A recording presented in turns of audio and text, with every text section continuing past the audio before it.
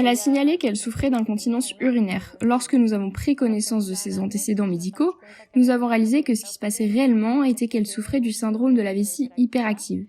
Elle est rentrée chez elle avec le journal des mictions et nous avons décidé d'utiliser la neuromodulation comme seul traitement de l'hyperactivité vésicale.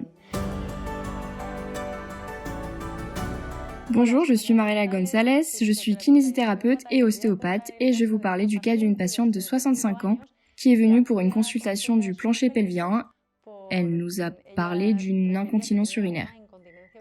Lorsque nous avons pris connaissance de ses antécédents médicaux, nous avons réalisé que ce qui se passait réellement était qu'elle souffrait du syndrome de la vessie hyperactive, car sa fréquence de miction était très élevée et n'entraînait pas toujours une perte d'urine.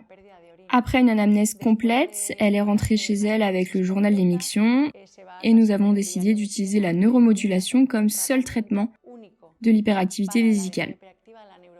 Il est vrai que nous travaillons simultanément au niveau périnéal, car elle a d'autres problèmes qui pour nous sont associés, à savoir la dyspareunie superficielle et profonde, mais ce n'est pas notre objectif dans le traitement avec Nessa.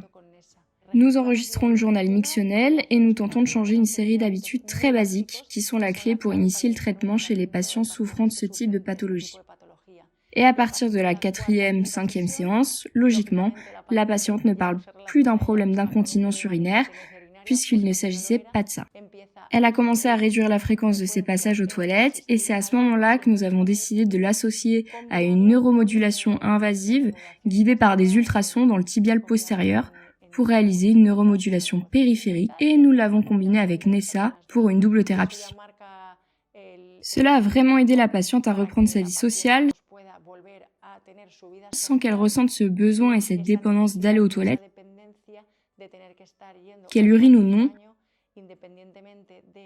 car elle avait ce sentiment de besoin et d'urgence permanent.